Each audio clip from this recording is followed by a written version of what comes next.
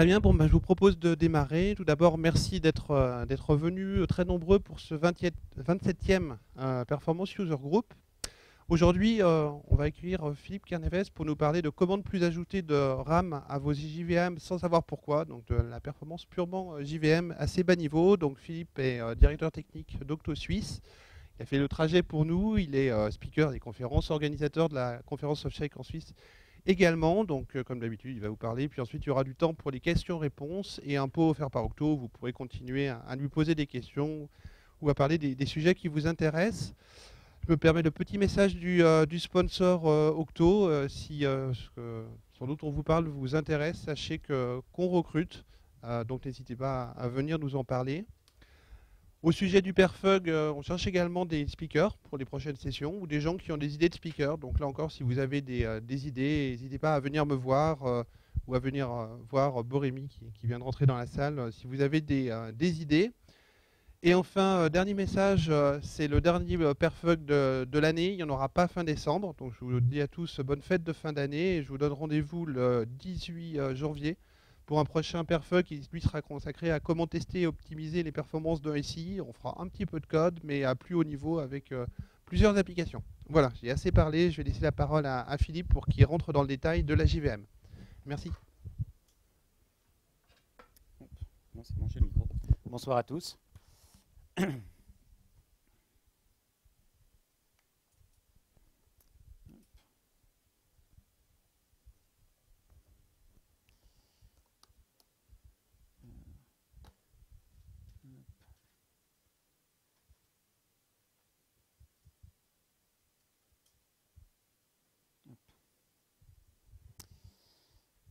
Alors. Donc voilà un peu le planning de la présentation. Je vais présenter les grands principes de la gestion de mémoire en Java. On va regarder après des démos et de l'outillage pour monitorer des JVM en direct et puis faire des analyses a posteriori. Avant d'aller plus loin, je vais poser un peu la question, déjà savoir qui dans la salle est familier avec les technologies Java. Quasiment tout le monde. Qui a déjà rencontré des problèmes de mémoire avec ces JVM? Okay. Et qui a déjà eu l'occasion de mettre la main dans le tooling pour pouvoir regarder, analyser des JVM, les monitorer? Ok. Alors, tout d'abord, la présentation elle est focalisée sur OpenJDK, donc je ne vais pas rentrer dans le détail, je ne vais pas parler de G1 par exemple aujourd'hui, ou de la JVM d'IBM. Il y a quelques outils qui changent, les principes restent valables. Et la plupart des outils peuvent s'appliquer sur G1 à coup sûr, et sur la JVM d'IBM, ça dépend. Parfois, il faut des plugins. J'essaierai de vous l'indiquer au fur et à mesure. Donc, on va commencer par un petit peu. Alors déjà, s'il y a des moments où vous n'arrivez pas à voir en bas ou autre, vous me le dites, parce que c'est plutôt en haut, mais pas toujours. La première chose, donc, avec les JVM, tous les objets sont alloués dans la heap. Donc il n'y a aucune allocation au niveau de la stack. On n'a que des références qui sont faites. Et au moment où on fait les allocations, chaque thread a une zone dédiée dans laquelle il fait ses allocations. Donc ça permet à la JVM, aux différents threads, de ne pas avoir à synchroniser par rapport à la gestion des espaces libres ou des espaces d'allocation. Ça, c'est vrai pour la plupart des objets. Si jamais on se met à faire des allocations de grande taille, on verra, c'est alloué avec un mécanisme un petit peu différent. Et, puisque tout le monde fait du Java, je pense que ça ne sera pas une découverte, on ne peut pas désallouer explicitement un objet en Java. Alors, qui dit problème de mémoire dit libération des objets. Quand est-ce qu'un objet peut être nettoyé par le garbage collector? Quand il est plus référencé. Et alors, qu'est-ce que ça veut dire référencé au niveau de la stack? C'est associé à ce qu'on appelle les racines. Les racines sont de différentes sortes. Il y a tout ce qui est dans des stacks, donc dans des piles d'appels courantes, donc tous les objets qui peuvent naturellement être référencés puisqu'ils sont en cours d'utilisation par un thread. Ce qui peut traîner dans des registres, ce qui peut être référencé par du code externe via JNI. On fera un petit zoom après sur la partie les autres espaces de la JVM, et puis tout ce qui concerne les classes loaders avec les variables statiques et ce genre de choses.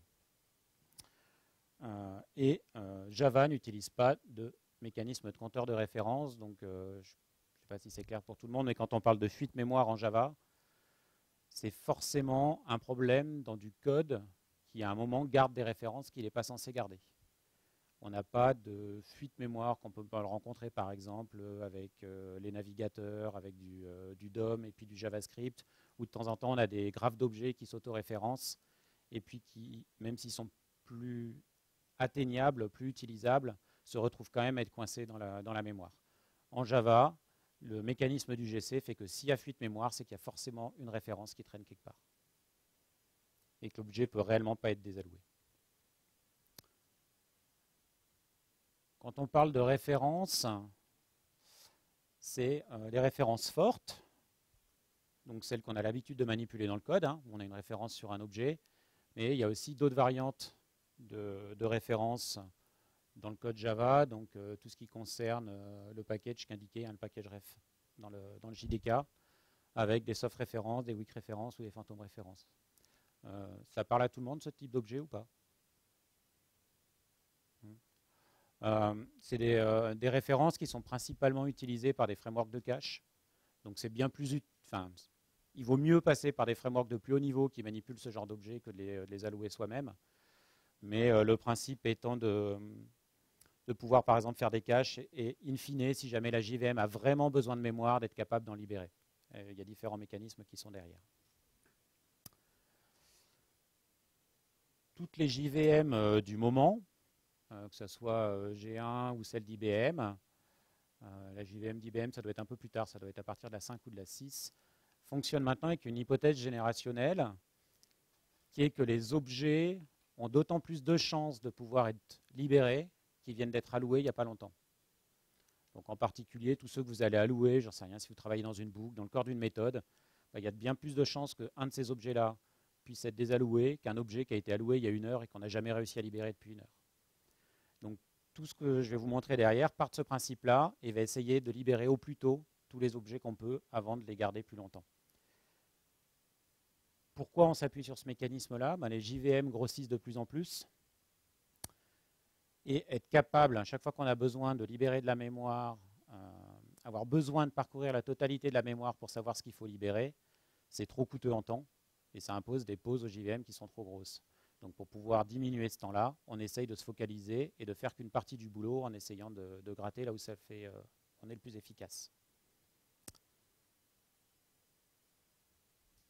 Ce qui veut dire qu'en termes de répartition des instances, on va trouver un grand nombre d'instances qui ont un âge assez limité. Donc quand on parle d'âge d'ailleurs, on peut parler de temps. On va voir aussi que sinon au niveau de la JVM, on utilise des compteurs en fait. Les objets au moment où ils sont alloués, ils ont un des champs qui possède un nombre de générations. Et chaque fois qu'un GC passe, ce compteur augmente au niveau de la JVM, ce qui fait qu'on peut savoir depuis combien de GC un objet a été alloué. Dans la JVM, on va trouver principalement 3 zones. La Young Generation, dans laquelle on va faire toutes les allocations, qui est elle-même subdivisée en différentes zones. La Hold et la Perm. La Perm, globalement, votre code, il n'y va pas directement. C'est là qu'on va charger des classes. C'est là qu'on va référencer des variables statiques. C'est du code qui est plutôt, on va dire, manipulé par la JVM. C'est plutôt à son usage. Les objets que vous allez manipuler dans votre code, ils vont être alloués ici. Donc vous allez les créer ici via donc la partie hidden qui est ici va être découpée en sous-zones, qui sont justement les zones dans lesquelles les threads ont le droit de faire leur allocation. Donc chaque thread a le monopole d'une zone comme celle-ci, dans laquelle il crée ses objets. Quand il a rempli cette zone-là, il en demande une autre et il continue. Et ainsi de suite jusqu'à ce qu'on remplisse toute la partie hidden qui est ici. Quand elle est pleine, on va déclencher un GC, mais on va se focaliser uniquement sur cette partie-là. On ne va pas s'intéresser à l'autre. À ce moment-là, on va regarder tous les objets qu'on peut libérer, ceux qui vont rester, et ça c'est important en fait, dans l'algorithme, on part des racines, donc on part des références qui sont utilisées.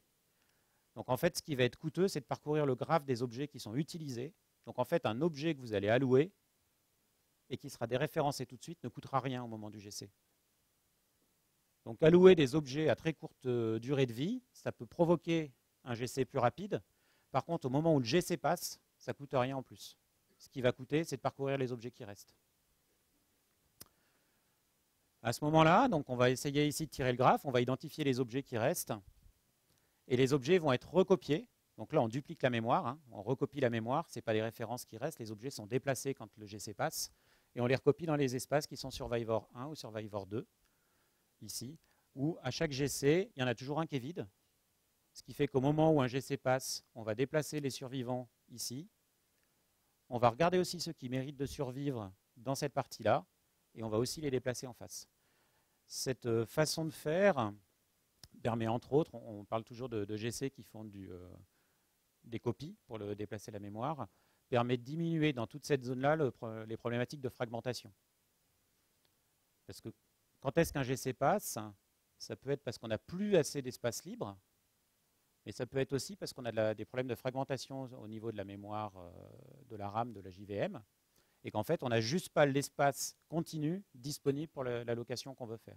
Donc plus on va chercher à allouer des objets qui vont être gros, par exemple des grands tableaux de bytes, plus on a ce risque d'avoir peut-être de l'espace libre, mais peut-être pas dans la zone continue. En plus, il y a différentes stratégies pour ne pas forcément allouer les différents types d'objets à différents endroits, pour les ranger différemment. Mais ici, les objets donc, vont être recopiés sur ces deux espaces, jusqu'à ce qu'on atteigne deux possibilités, soit un âge maximum, et on dit justement en nombre de générations combien de temps les objets doivent survivre dans cette zone-là. Par défaut, la JVM, elle doit se lancer, enfin ça dépend des machines, mais ça part à 15. Et donc, quand un objet a été recopié 15 fois ici, on estime qu'il commence à mériter suffisamment le fait d'être promu dans la zone permanente. L'autre solution pour laquelle les objets peuvent être promus, c'est qu'en fait, il n'y a pas assez d'espace dans le Survivor pour pouvoir rentrer tout ce qui doit rentrer dedans.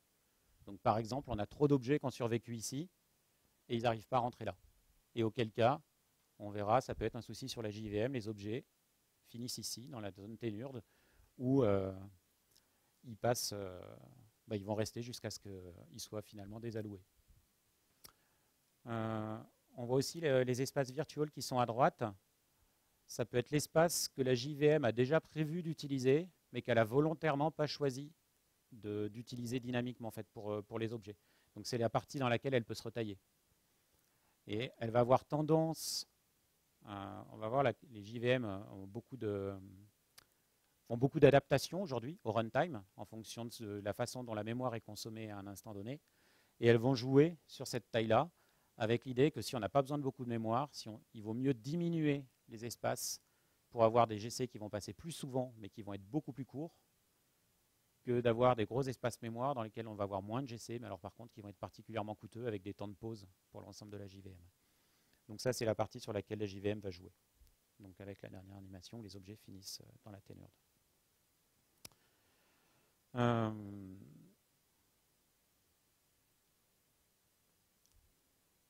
Il y a tout un tas d'options dans la JVM, donc des -x ou des -xx, qui permettent de jouer sur tous ces espaces-là. Ce n'est pas toujours évident de jouer sur ces paramètres, parce qu'ils ils sont en relatif les uns par rapport aux autres. Donc moi j'aime bien ce schéma, ça me permet facilement de retrouver un peu mes petits quand on y joue. Ceux sur lesquels vous avez dû fréquemment jouer, c'est le XMS et le XMX, qui sont la taille de démarrage et la taille maximum que la JVM peut atteindre. Et puis le perm size également, qu'on a fréquemment besoin d'augmenter quand on fait du Maven, de l'Eclipse, du redéploiement à chaud dans le Tomcat ou des choses comme ça, parce que c'est l'espace qui se remplit assez vite.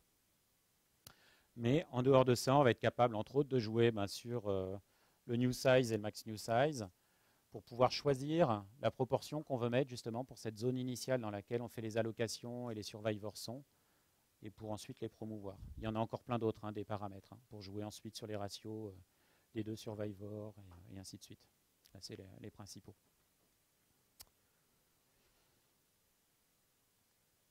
Alors, je reviens sur cette partie-là. Donc, quand est-ce qu'un objet peut être nettoyé? Il y a quelque chose qui est important à avoir en tête. Je vous ai parlé donc des différentes zones mémoire. Et pour la JVM, quand on a un graphe d'objets qui ressemble à ça, donc ici une zone des objets qui ont été alloués assez récemment, par exemple une linked list, mais dont la racine est déjà passée dans la zone permanente, enfin la hold. la ténurde. Quand on a ce genre de graphe d'objets, donc la racine est déjà passée de l'autre côté, pour des raisons d'optimisation, alors, j'en parle après. Quand on a un GC mineur, alors oui, il y a une première terminologie, il y a différents algorithmes de GC, mais il y a 2 GC différents qui s'appliquent quel que soit l'algorithme. Ceux qui s'occupent de uniquement nettoyer la zone Young dans laquelle on vient de faire l'allocation, et ceux qu'on appelle les full GC, qui vont essayer de nettoyer la totalité. Donc, tant qu'on peut se contenter de libérer suffisamment d'espace dans la Young, on va se contenter de le faire ici. Si jamais on se retrouve à ne pas avoir assez d'espace disponible, pareil, il y a un ratio. Donc on lui dit, si par exemple on a moins de 90% de la mémoire qui a été libérée ici après un GC, bah à ce moment-là, on n'a pas d'autre choix et on va là-bas. On peut jouer aussi sur ce ratio, savoir si on veut provoquer les full GC plus souvent ou pas. Donc ici, si on a un mineur GC qui passe dans ce contexte-là, on va voir, alors c'est pas toujours très clair, on a les différents âges que j'ai mis entre parenthèses ici. Donc une racine qui est déjà vieille, qui est passée de l'autre côté, et ici des objets qui ont survécu 6 fois déjà, 6 GC, qui sont toujours, donc eux ils sont plutôt dans les survivors, hein, pour être précis. Ceux-là viennent d'être alloués dans l'Eden. Et puis mettons que le seuil, pour l'instant, soit à 6. Ça veut dire qu'au moment où le GC passe, les 2 objets qui sont sur la droite vont être suffisamment vieux pour être promus automatiquement dans la ténurde, de l'autre côté. Donc eux, ils franchissent la barrière, les 2 autres, ils vont rester. Maintenant, ils vont se retrouver avec un niveau 2 de génération dans les survivors. Et la mémoire va se retrouver comme ça. Si maintenant, on se retrouve à déréférencer ces objets ici, donc ceux-là ne sont plus utilisés, donc ils sont libérables, puisque plus personne ne peut les utiliser, naturellement, on se dit que ces 2-là le sont aussi. Par contre, ce qui se passe, c'est quand un petit GC va se produire, ben en fait, ces 2-là, il faut savoir qu'il faut potentiellement les désallouer. Et du coup, pour ça, il faudrait parcourir la totalité des objets qui sont ici. Donc en fait, ce qui se passe, c'est qu'au moment d'un GC mineur, on va considérer ici que c'est une racine, sans forcément aller chercher ce qui est derrière, en fait. Et du coup, c'est des objets qui peuvent se retrouver promus à tort de l'autre côté, parce qu'on n'a pas pris la peine d'aller parcourir la totalité des graphes. Donc une racine, ça peut être n'importe quel pointeur qui est aussi à travers une zone, et on va considérer que ces objets-là sont toujours, entre guillemets, référencés. Et donc ça peut provoquer des tenure promotion ou des promotions précoces ou inutiles d'objets à tort dans la zone principale. Donc il faut vraiment éviter au maximum que, pour une raison quelconque, des objets soient promus trop tôt dans la zone ténurde. Parce que le problème, c'est qu'ils vont avoir plein d'autres références et ça va provoquer potentiellement des soucis en cascade dans la JVM. Et accessoirement, dans certains cas, mettre des références à nul, ça peut aider le GC à faire. Alors, par défaut, il ne faut pas en mettre partout, hein, parce que sinon, on a juste du code qui devient inutilement lourd et avec plein de codes inutiles. Globalement, j'en mets quasiment jamais, tant qu'on ne mesure pas des soucis sur certaines parties sur les GC. Mais ça peut arriver que sur certains algos très techniques, vous vous rendiez compte que peut-être que ça a du sens s'il y a des listes qui deviennent trop grosses ou ce genre de choses. Il faut savoir que ça peut aider quand même le GC. Donc, un GC survient lorsqu'il y en a un échec d'allocation, si éventuellement la mémoire est trop fragmentée pour la table souhaitée. Et au moment où on a un GC, on va parcourir le graphe des objets en partant de toutes les racines. Et une partie, pas la totalité du parcours, puis ça dépend des algorithmes, de ce parcours est bloquant pour la JVM, au sens où on est obligé d'arrêter les threads.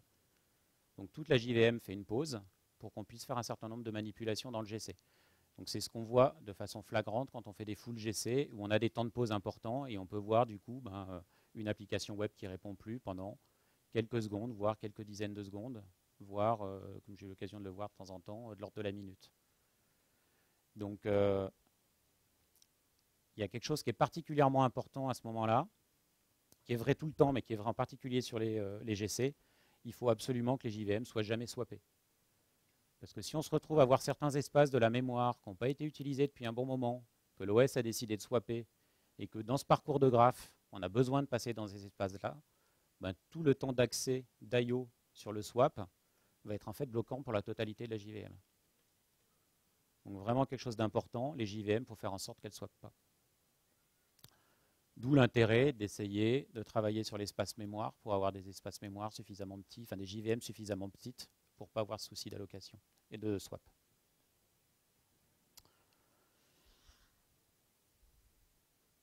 Alors on a vu les racines qui posaient souci entre les différentes zones.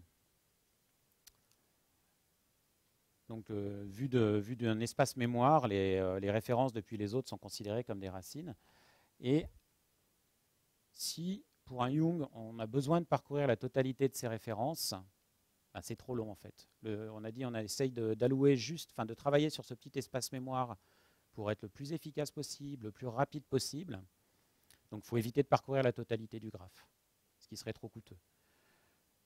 Pour ça, on a un mécanisme de dirty card où en fait toute la zone dans la ténurde est découpée par bloc de 500 bytes, et puis on a des flags associés, donc juste un code binaire, hein, des 0 ou des 1, ce qui fait que quand un objet entre deux GC, hein, tous les compteurs sont mis à 0 à chaque GC, et au moment d'un GC, quand par exemple un objet référence ou déréférence un autre objet, on vient juste poser un flag sur cette partie-là, ce qui permet de connaître les espaces de la mémoire qui ont bougé en fait, entre deux GC.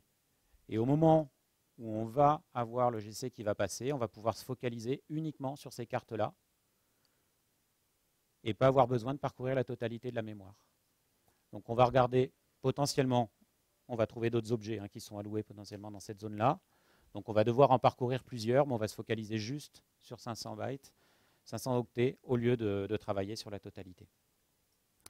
Donc c'est pour ça que selon, on va voir qu'on peut tracer les logs des GC quand ils passent. Et selon les outils, selon les traces qu'on active, on peut savoir par exemple combien de temps a pris dans l'ensemble du GC le scan des références cards.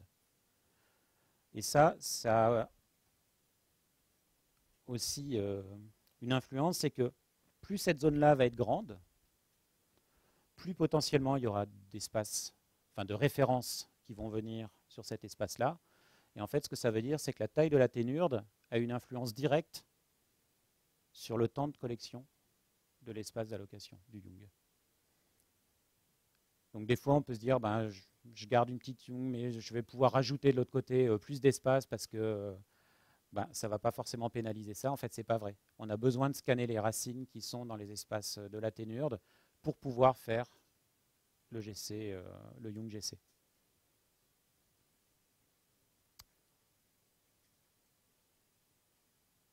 Ça, c'était, on va dire, un peu de théorie. Maintenant, on va passer plus dans la démo sur l'outillage pour regarder comment regarder ça. Donc, je vais vous montrer 3 outils. Un premier pour monitorer des JVM donc, qui sont directement en cours d'exécution, de l'analyse de log GC et de l'analyse de dump mémoire.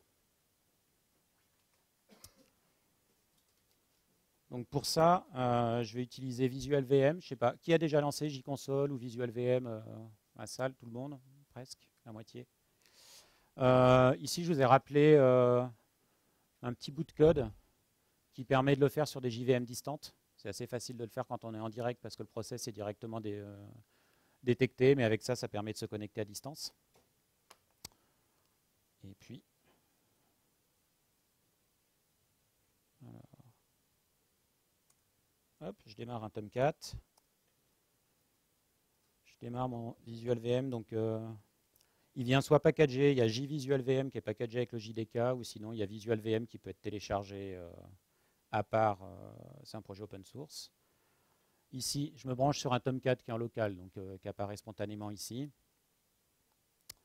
Et puis, on va avoir accès à un certain nombre d'informations. Donc déjà, chose intéressante, on a tous les paramètres de la JVM, donc sa version, les paramètres de lancement qui sont accessibles, sans avoir besoin forcément d'aller sur la machine distante. Un peu de monitoring temps réel sur ce qui se passe. Je vais mettre un peu d'activité du coup. Voilà, je vais juste vérifier que ça tourne bien, mais... Oups. OK, on va stresser un peu le Tomcat pour mettre un peu d'activité. Donc sur le graphe qui est ici, on voit la partie qui a déjà été prévue pour la heap et puis la mémoire qui est louée. On voit que là d'ailleurs pour l'instant, il décide de diminuer la zone que potentiellement on peut allouer. Donc la heap est en train de descendre dans un premier temps. Et par contre, la consommation de mémoire est en train d'augmenter. Ici, on voit que ça monte et que ça descend, ça veut dire qu'il y a des GC qui sont passés. Des infos sur le CPU. Dans ce que j'aime bien dans Visual VM, bon, on a la capacité à avoir les threads, éventuellement à faire des thread dump. Et puis, il y a Visual GC. Alors, avec la résolution, on ne voit pas grand-chose. Hein. En principe, il y a des zones. On les voit à peine. Entre autres, ici, on voit les espaces qui sont dans chaque, enfin les mémoires qui sont dans chacun des espaces. Donc le hidden où on fait les allocations. On voit le survivor, où par exemple les objets du démarrage de la JVM étaient uniquement dans celui-ci, l'autre était libre, et en fait ils sont en opposition l'un l'autre.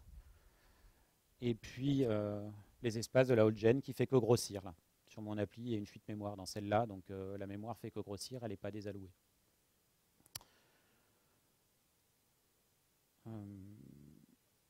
Du coup, quand on regarde ici, enfin moi je sais qu'il y a une fuite mémoire, hein, mais quand on voit ce genre de graphe, la question se pose du coup. Enfin, qu'est-ce qu'elle fait cette appli?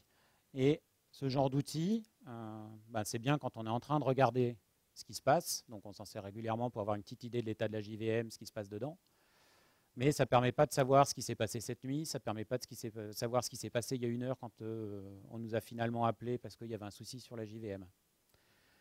Donc ces outils-là, rapidement, ont des limites pour pouvoir travailler sur la prod, au sens où régulièrement on a besoin de travailler sur le passé. Donc pour ça, le seul moyen de pouvoir travailler correctement, c'est d'activer les logs GC. On va le voir. Et en particulier, le souci auquel on peut être confronté, est-ce que ça se relance? C'est quand on observe ce genre de graphe dans JConsole ou la Visual VM, quand on voit ça naturellement, on se dit tiens, là il y a une fuite mémoire. Mais en fait, des fois, ce qui se passe juste, c'est qu'on est juste sur une partie. On a juste zoomé sur une partie. En fait, c'est juste une appli qui a besoin de mémoire en fait, pour travailler. Et en fait, pour avoir ce genre de vue, il faut pouvoir travailler sur des espaces plus longs que ce qu'on va avoir sur Visual VM, qui va être focalisé sur quelques heures, quelques minutes. Et donc, avoir vraiment les logs GC, pouvoir les analyser a posteriori.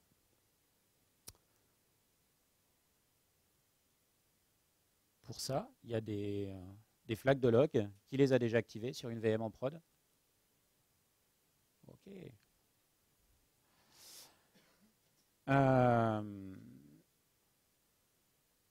Eh bien, écoutez, il n'y a pas grand-chose de dur, à part que, pour ceux qui ne l'ont pas encore fait, c'est des paramètres qui sont destinés à être activés en production.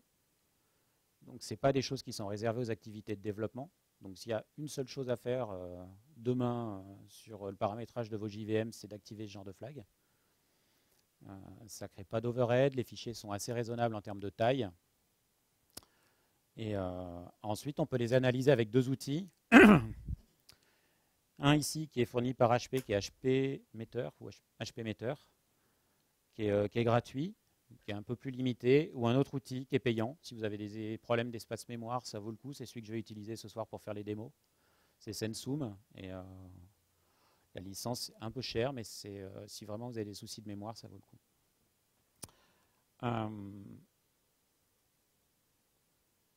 Alors, est-ce qu'il était lancé? Non, il n'est pas lancé. Hop.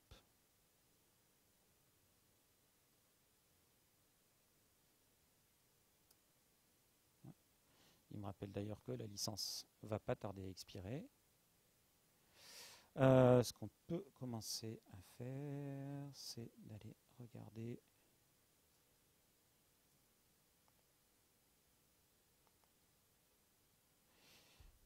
le log qui vient d'être produit par le Tomcat.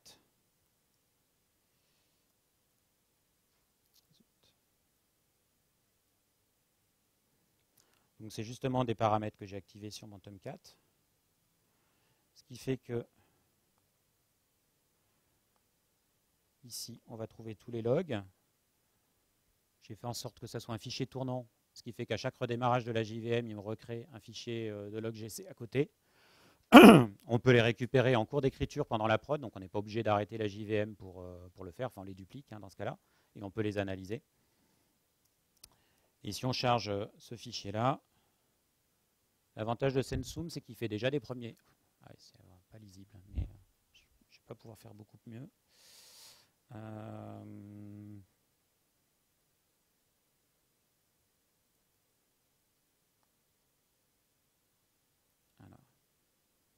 Hop.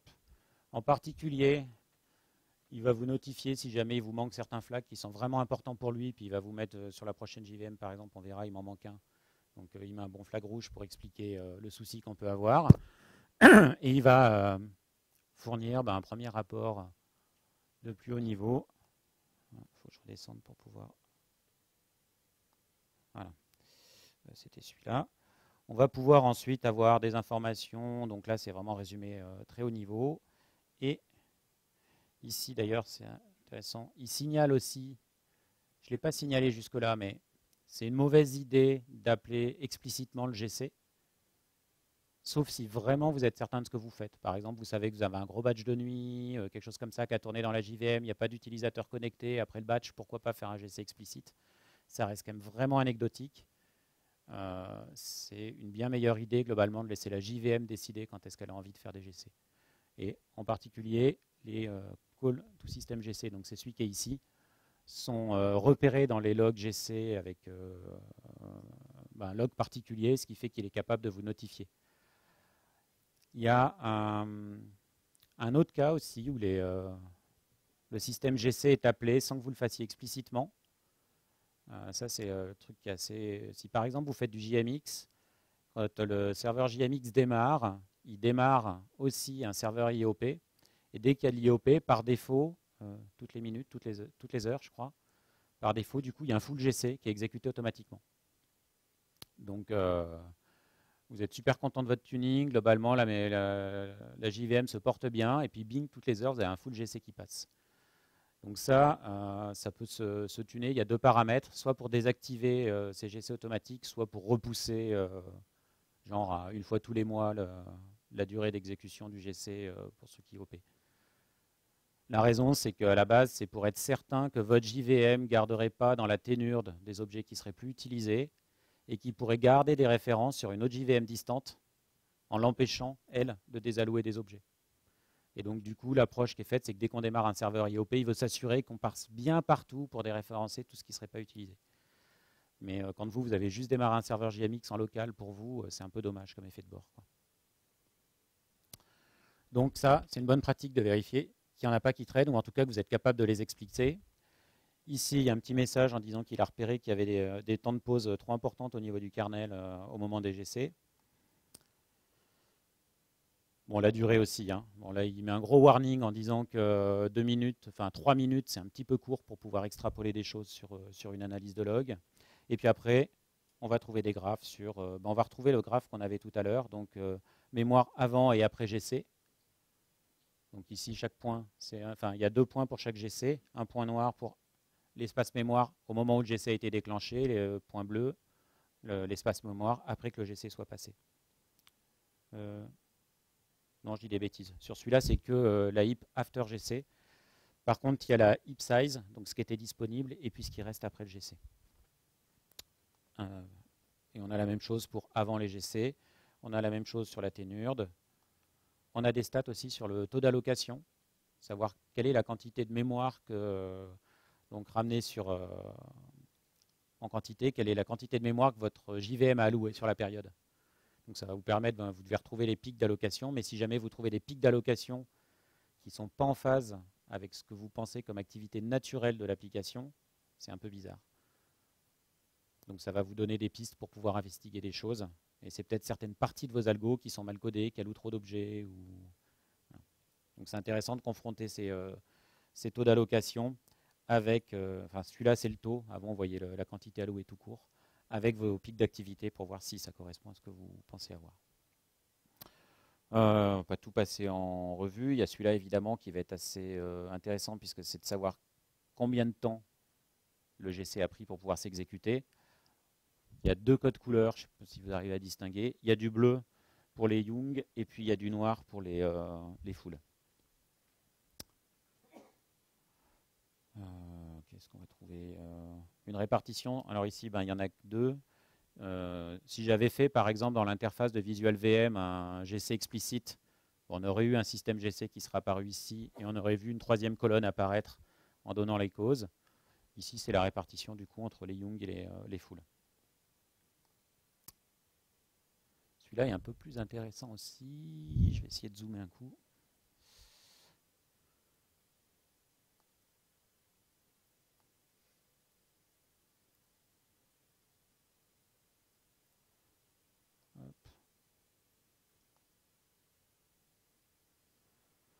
Donc ici, il donne une info sur le nombre de GC qui sont passés. Et ici, le fameux seuil. Donc ça, c'est le 15, le fait que les survivors ont été recopiés. L'objectif de la JVM, là, c'était d'aller à 15. Et on peut avoir en dessous la distribution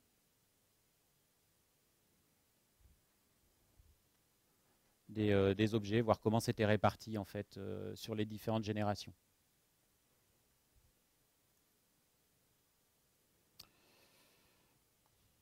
Et avec ça, on a fait le tour. Donc ça, c'est vraiment intéressant parce que ça va vous permettre, je vais plutôt ouvrir un vrai fichier avec des vraies données de prod de, je ne sais plus combien, 2 semaines ou quelque chose comme ça, on va voir. Non, celui-là, c'est 2 jours. Et du coup, on va être capable de regarder tout ce qui s'est passé sur les zones d'allocation, la façon dont la JVM s'est retaillée, les pics, avec des choses bizarres qu'on voit apparaître ici. Pourquoi tout d'un coup on a eu ça?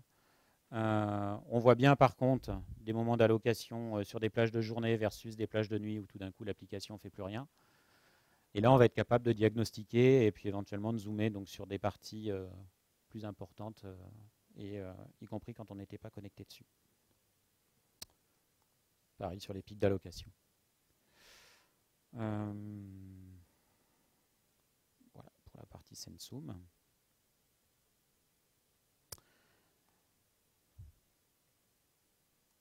Il y a un autre paramètre qui est utile à mettre en production. Il repart. Ah, ça y est, ça revient. C'est celui-là aussi. Vous pouvez le mettre, ça ne coûte rien, sauf si votre appli crash, parce qu'il n'y a plus de mémoire. Et donc dans ce cas-là, parce que faire un hit dump, ça bloque quand même la JVM pendant un certain temps, donc le faire pendant qu'une application est en cours d'exécution, ce n'est pas forcément une bonne idée. Si vous avez un cluster, ce qui peut être bien, c'est d'en sortir une du cluster sans l'arrêter, et puis de faire un heap dump dessus pour pouvoir analyser, si jamais vous avez des soucis de mémoire, je parle, pour pouvoir analyser ce qui est fait, ce qu'il y a dedans. Si jamais elle en est au point où elle crache parce qu'elle n'a plus de mémoire, autant activer ça. Au moment où elle se crache, au moins vous aurez le heap dump pour pouvoir analyser a posteriori ce qu'il y avait dedans et ce qui a provoqué, ce qui occupait la mémoire au moment où elle s'est plantée. Évidemment, il faut prévoir autant d'espace disque qu'il y a de RAM, de heap utilisé par la JVM. Sinon, à tout moment, vous pouvez faire ça. Il faut se connecter physiquement sur la machine et puis se connecter sur la machine, donc en passant l'ID du processus pour pouvoir faire le heap dump à la main. Donc c'est celui-là où je vous disais, c'est mieux de sortir la JVM avant qu'elle ne soit pas active, parce que sinon vous risquez de bloquer la totalité des utilisateurs, au moins le temps d'un GC, et puis le temps ensuite d'écrire les quelques gigas sur les disques.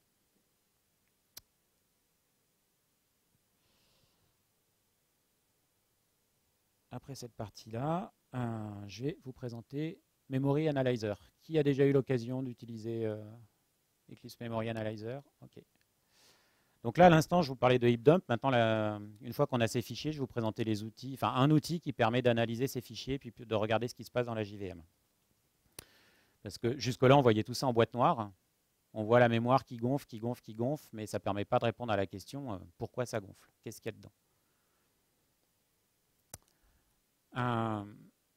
Ici, je vous représente 2 graphes d'objets. Alors, je ne sais pas jusqu'où vous voyez ceux du fond. Tout en bas, il y a 2 objets A et B qui référencent un objet C, qui ensuite référence d'autres objets. Donc ça, c'est ce qu'on a réellement dans la JVM. Mettons 2 objets qui sont utilisés en ce moment dans une méthode, qui référencent tous les deux un objet en considérant que les flèches qui sont là sont les références. Il n'y a pas d'autres références qui existent dans la JVM. Donc, cet objet C, si on veut le désallouer, par exemple, on est obligé de déréférencer depuis A et de déréférencer depuis B. Par contre, si jamais cet objet-là ne survit plus, à ce moment-là, tout le graphe qui est au-dessus devient instantanément libre. C'est ce qu'on va retrouver dans le graphe qu'on appelle le dominator tree et qui permet de représenter justement ça. Donc, l'idée, c'est de dire un objet est dominant sur un autre quand à lui seul, il justifie l'existence de l'autre. D'accord ? Donc ici, C va être le dominant de E. Par contre, ni A ni B ne sont le dominant de C parce qu'il faudra en supprimer 2 pour pouvoir libérer C. Et c'est ce qu'on retrouve ici. On retrouve que dans les racines des dominants, on va trouver A qui domine personne, B qui domine personne, et C qui va dominer les autres. Et de la même façon, on va trouver que F ne domine pas H, G non plus. Lui, pour réussir à trouver un seul objet qui justifie qu'on pourrait le libérer, il faut remonter jusqu'à C. Alors que par contre, G, on va dire qu'il est dominé par E, puisque si on supprime E, G est libéré. Et donc ça, c'est assez intéressant parce que ça va permettre de remonter assez vite aux causes, à la référence qui fait mal sur des gros graphes d'objets.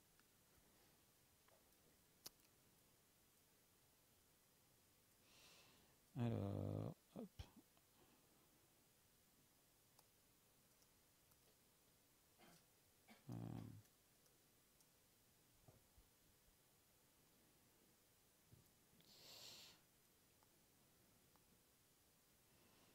Hop, c'est celui-là.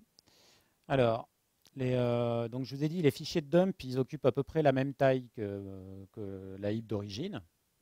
Au moment où vous allez charger, là j'ai rechargé un fichier qui a déjà été analysé. Au moment où vous êtes en train d'analyser pour la première fois un fichier de dump, il a besoin d'indexer tous les objets pour pouvoir être efficace et parcourir la totalité des graphes. Il faut considérer que l'Eclipse Memory Analyzer que vous allez faire tourner sur ce graphe a besoin d'autant de mémoire que la heap que vous allez analyser. Donc il faut être capable, en l'occurrence, celle-là elle fait 16 gigas. Il faut être capable d'avoir un Eclipse qui va avoir 16 gigas disponibles pour pouvoir faire ce parsing. Donc là, en l'occurrence, moi, c'est juste ce que j'ai dessus, mais comme j'ai aussi un OS et d'autres choses, ça ne tient pas. Ce qui est bien à savoir, par contre, c'est que vous pouvez faire cette analyse sur un autre poste, un serveur, quelque chose qui a un gros espace mémoire. Et une fois que c'est analysé, que les fichiers d'index sont créés, il n'y a quasiment plus besoin de mémoire. Enfin, ça reste raisonnable. Là, avec 4 gigas, je m'en sors dans l'Eclipse. Donc ce qui est important, c'est la première fois pour créer ces index, ça prend du temps aussi. Alors que là, réouvrir le fichier a posteriori, vous avez vu, c'est pas long. Donc on a différents graphes qui sont dessus. Ici, la première vue qu'il nous fournit, c'est d'entrer de cartographier l'espace mémoire en essayant d'identifier les endroits où pour lui il y a des soucis. Première chose qu'il nous dit, c'est que dès qu'on vient par là, il dit là il y a un objet, je vais me déplacer, qui est class loader de la web app, qui a priori garde 3 giga 6 à lui tout seul. Donc c'est un dump d'une JVM Tomcat, donc c'est pas une énorme surprise que globalement ça soit la web app qui soit en cause. Et puis il va trouver d'autres choses. On va voir comment aller un petit peu plus en détail. Dans les graphes qui sont utiles, il arrive à se lancer, hop, il y a l'histogramme des classes. Donc là, on va trouver toutes les classes avec le nombre d'instances qui sont présentes dans la JVM, la taille que représentent juste ces objets, et ensuite la taille que ces objets référencent, donc toujours en partant du principe du dominator tree. Quels sont si je libérais tous ces objets-là, quel est l'espace mémoire que je pourrais libérer derrière? Donc ici, par exemple, ce qu'on voit tout de suite, si on les trie par taille retenue, les objets des classes qui retiennent le plus d'espace mémoire, c'est des tableaux de chaînes de caractères. En général, c'est plutôt des chaînes de caractères qu'on trouve dans les JVM. Ça remplit bien l'espace mémoire. C'est plutôt des chaînes de caractères. Là, c'est des tableaux de chaînes de caractères. Et on va voir après comment on va pouvoir dérouler les fils pour essayer de savoir pourquoi ils existent. Et puis, vous avez ici la capacité de filtrer ce que vous voulez. Pour pouvoir faire de la recherche full text sur des noms de classes. Si vous vous posez la question de savoir si ça peut être aussi avec des noms de package, Donc vous pouvez vous poser la question, quels sont les espaces mémoire occupés par les classes que vous avez écrites, sachant que, évidemment, il y a toutes celles qui sont après utilisées par la JVM. Celle qui est juste à côté, l'icône qui est juste à côté, c'est justement le dominator tree. Donc là, il nous référence, tout à l'heure, on voyait des stats par classe. Là, maintenant, on travaille sur des objets ici. Donc c'est vraiment des instances qui sont ici. On en voit une, on voit l'ID dans la JVM, et puis on voit l'espace qui est retenu par cet objet-là lui-même, et puis surtout celui qui tient avec ses références. On va être capable, dans l'outil, de voir, donc ici, là on se promène dans le dominator tree. Ça veut dire qu'ici, ce qu'il nous dit, c'est qu'on retient de l'objet, il est le dominant sur tous ces objets-là. Donc c'est lui qui retient les tableaux de chaîne de caractères. Par contre, entre les deux, je ne sais pas si vous vous souvenez le schéma que je vous ai présenté tout à l'heure, entre le graphe d'objets qui est présent dans la JVM et puis l'arbre des dominants, il y a quand même une grosse transformation qui se produit, ce qui fait que là-dedans, il y a plein d'objets intermédiaires en fait, qui ont été gommés volontairement dans cette représentation-là, parce que c'est le but, c'est d'aller tout de suite aux endroits où ça fait mal. Mais par contre, on n'a pas du tout la chaîne intermédiaire pour comprendre pourquoi ces objets sont là. Donc ici, on voit tout de suite quel est le gros objet qui retient de la mémoire, on voit ceux qui occupent la mémoire pour de vrai, et puis la question d'après, c'est pourquoi il est là en fait. Quelle est la chaîne qui fait que cet objet existe, reste en mémoire. Et pour ça, sur toutes les instances, on va être capable de faire un certain nombre d'actions. On va être capable de dire, pour cet objet, donne-moi une représentation où maintenant on va parcourir les références pour de vrai des objets. On se promène dans la mémoire, on a dumpé toute la mémoire. Ce qui veut dire qu'il faut faire attention selon les données que vous avez dans votre heap. Là, par défaut, j'ai toutes les valeurs qui étaient présentes dans la mémoire au moment où elle a été dumpée. Donc, si vous avez la mauvaise idée de stocker des passewords d'utilisateurs en clair, par exemple, dans les objets sessions, ils sont quelque part dans l'espace mémoire qu'on peut regarder ce soir. Et ici, donc ensuite, sur les objets, on va être capable de lui dire, maintenant, j'ai envie de me promener dans le graphe des objets, dans le sens qui est assez naturel, qui est de dire, je vais sur un objet, je veux voir tout ce que lui référence. Juste en dessous, on peut voir l'inverse. On va se promener dans le graphe, mais ça sera toutes les références entrantes. Donc, on va être capable de se promener dans les deux sens sur les graphes, pour lui dire, montre-moi tout ce qui retient, ou inversement, plutôt se remonter vers les causes en disant, donne-moi la liste de tous les objets qui le référencent. Ici, on va faire plus fort d'un coup, on va lui demander, donne-moi les chemins, tous les chemins qui mènent à des racines, donc les objets qui maintiennent en vie cet objet.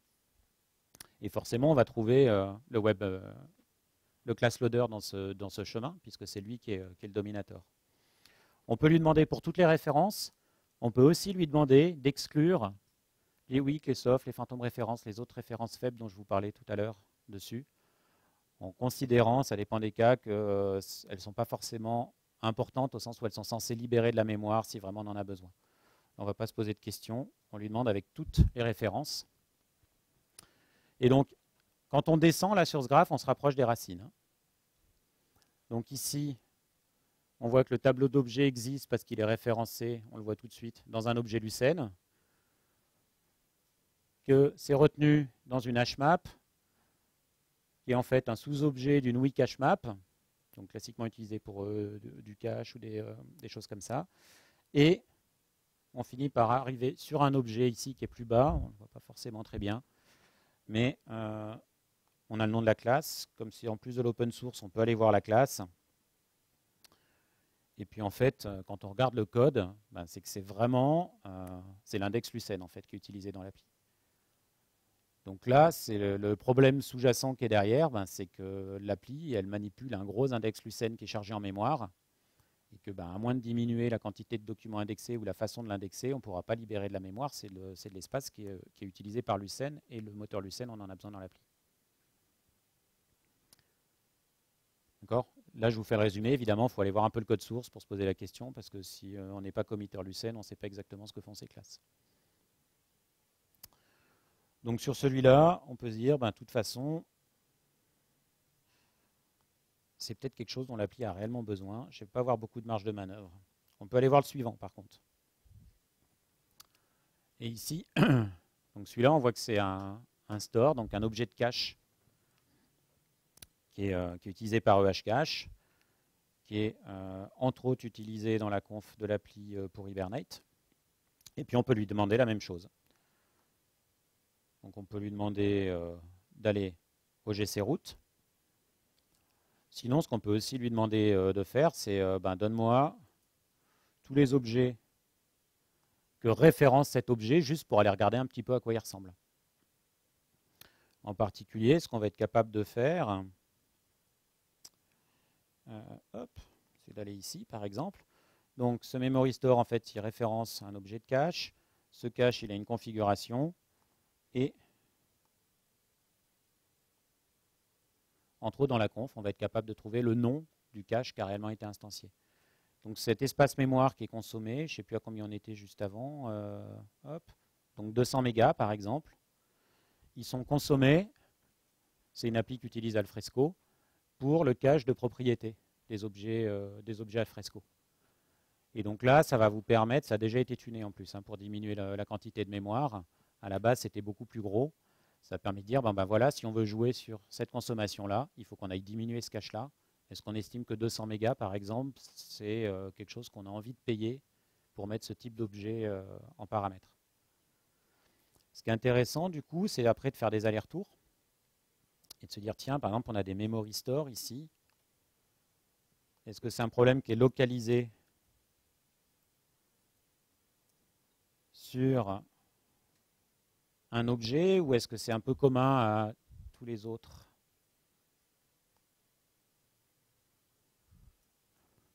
Donc là, ce qu'on voit, c'est qu'on a 75 instances de memory store et qu'elles retiennent à peu près 400 mégas. Donc celui qu'on a regardé tout de suite, c'est à peu près la moitié de toutes les instances de cache. Donc après, c'est à vous de faire des arbitrages, de savoir si vous voulez retourner dans votre configuration VHCache pour diminuer le nombre d'instances que vous voulez garder ou ce genre de choses.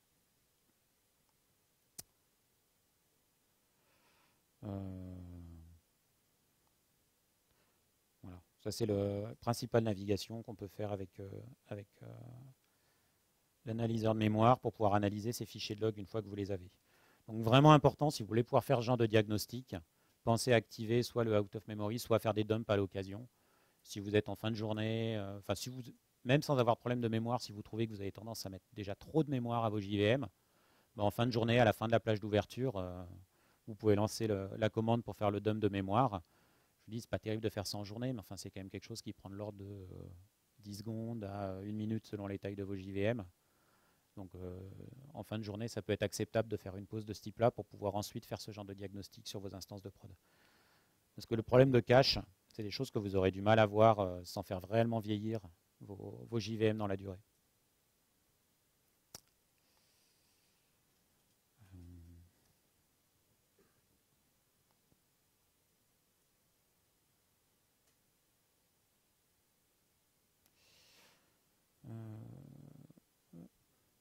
Ok.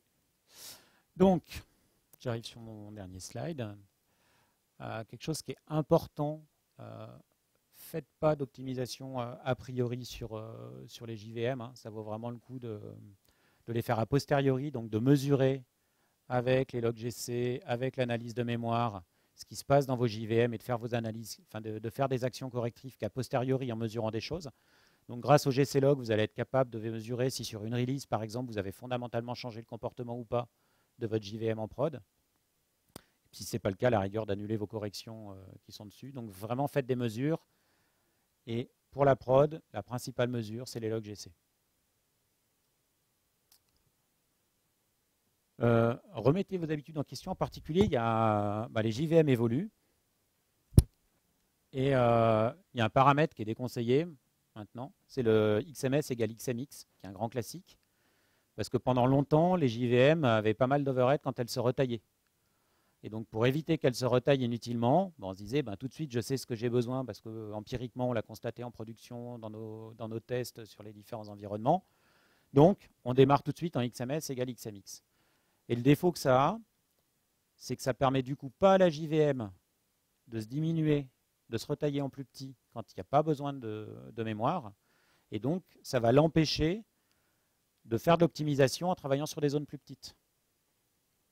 Donc elle va être obligée donc, de passer moins souvent sur une plus grosse zone et c'est en fait plus intéressant de passer plus souvent sur des petites zones. Donc laissez-lui de la marge de manœuvre. Mettez un XMS qui paraît raisonnable.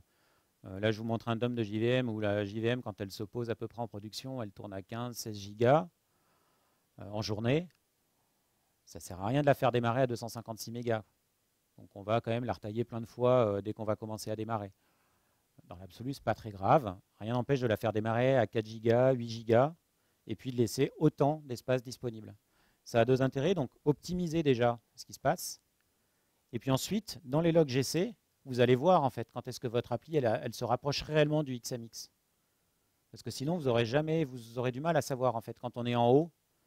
Est-ce qu'on en a vraiment besoin absolument? Est-ce que la JVM se serait retaillée à cette taille-là? Ou est-ce qu'en fait, c'est juste que vous lui avez forcé la main et que du coup, elle peut peut-être tourner avec moi? Donc en lui laissant un peu de marge, elle sera plus efficace et ça vous permettra d'anticiper et de regarder si vraiment tout d'un coup, parce que l'activité a changé sur le serveur, parce qu'il y a plus d'utilisateurs, parce qu'il se passe des choses différentes, tout d'un coup, vérifier que la JVM a peut-être besoin de plus de mémoire. Mettez à jour vos JVM. Donc en dehors des versions majeures du JDK, il y a plein d'optimisations qui sont faites dans les versions mineures au niveau des GC. Le JDK ne change pas, mais les JVM changent. J'ai eu le coup, par exemple, sur une vieille JVM 6 qui tournait encore en production il y a moins d'un an et qui était restée sur un niveau inférieur à la 0.22. Et il se trouve qu'entre la 0.22 et la 0.23, il y a plein de paramétrages par défaut, par exemple, qui a changé. Il y avait les compresses OOPS, donc des options pour faire en sorte que les pointeurs soient plus petits, même si on est en 64 bits, etc. Plein de choses qui faisaient que rien qu'en passant sur une version mineure supérieure, ça a déjà fondamentalement changé le comportement de la JVM. Sans même passer sur une 7, donc qui était quand même de toute façon nécessaire, parce que ça fait quand même plusieurs années qu'il n'y a plus de support sur la 6. Activez aussi le monitoring distance si vous avez moyen sur votre production pour pouvoir vous connecter avec Visual VM ou JConsole dessus, pour pouvoir regarder en journée comment sont les VM, comment ça se passe dessus. Évidemment d'activer les logs sur vos JVM. À choisir, vaut mieux choisir les logs que le monitoring temps réel. Et puis, tout en bas, c'est le paramètre pour faire des heap-dumps sur out of memory exception. Les slides sont sur SlideShare, donc tous les paramètres, vous les retrouverez dessus. Et voilà, je ne sais pas si vous avez des questions.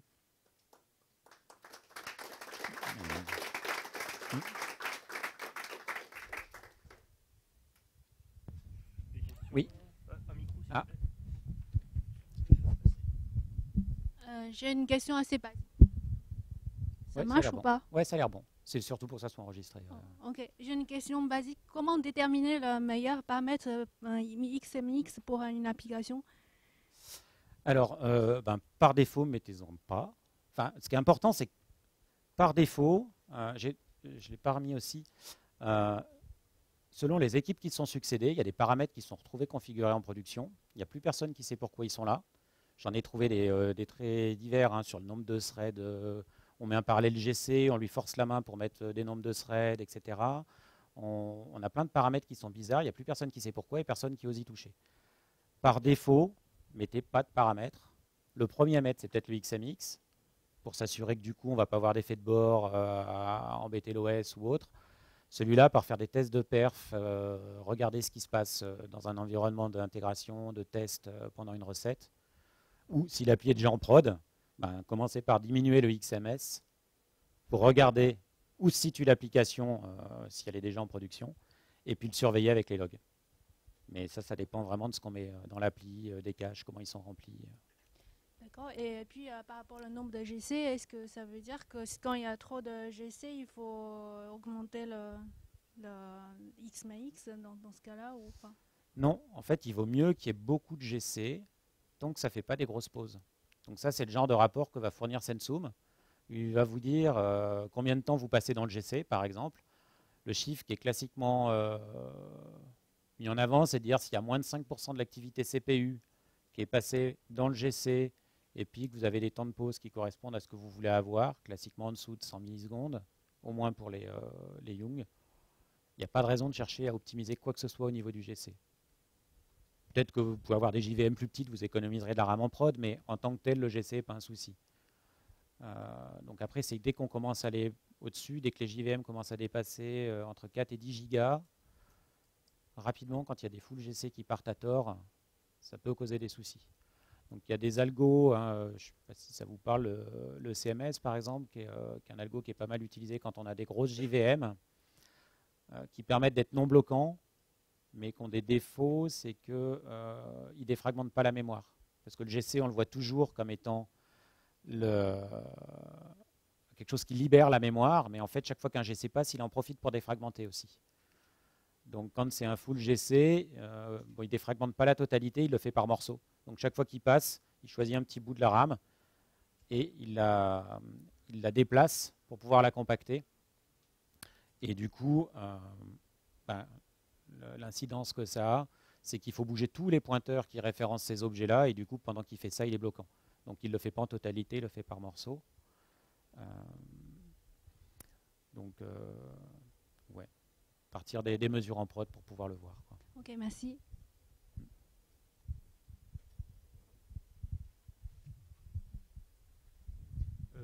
Quand tu parlais justement du XMS à pas mettre au XMX, oui. ça part bien du principe que en fait, tu es plus en train de comprendre comment se comporte l'application. Tu es exactement dans la recommandation que tu faisais tout à l'heure du appliquez pas des recettes que vous avez lues quelque part.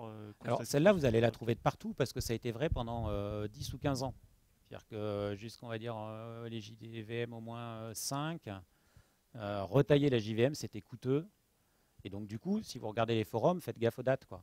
Parce que c'est quelque chose qu'on va trouver vraiment facilement. Il y a plein de gens qui continuent à le penser, ça reste dans des forums. Tu as quand même un stop de world au moment où quand tu resize ta heap, tu as quand même un stop de world qui, bon, il vaut ce qu'il vaut, mais ça dépend où tu es, mais ça peut prendre du temps, quoi. Ça peut prendre du temps, mais c'est mieux que d'avoir une JVM qui est trop grosse alors que tu n'en as pas du tout besoin. Et du coup, l'avantage, c'est qu'en fonction des activités de journée, ça va être bien qu'elle puisse éventuellement redescendre, être plus petite. Donc c'est juste que faites gaffe à ce paramètre-là. Est-ce que vous devez le mettre au 10e du XMX? Est-ce que c'est à la moitié, etc. Ce qui est intéressant sinon, c'est de mettre un XMS un petit peu plus petit que ce que vous estimez la consommation nominale de votre appli, et puis de mettre un XMX un peu plus haut. Et puis comme ça, si jamais vous consommez plus de mémoire à certains moments, l'appli continuera à tourner. Par contre, vous serez capable de l'analyser pour le détecter et puis faire des mesures préventives.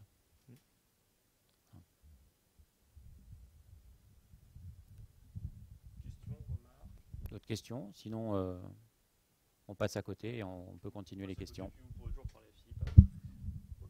Okay. Merci beaucoup. Merci bien.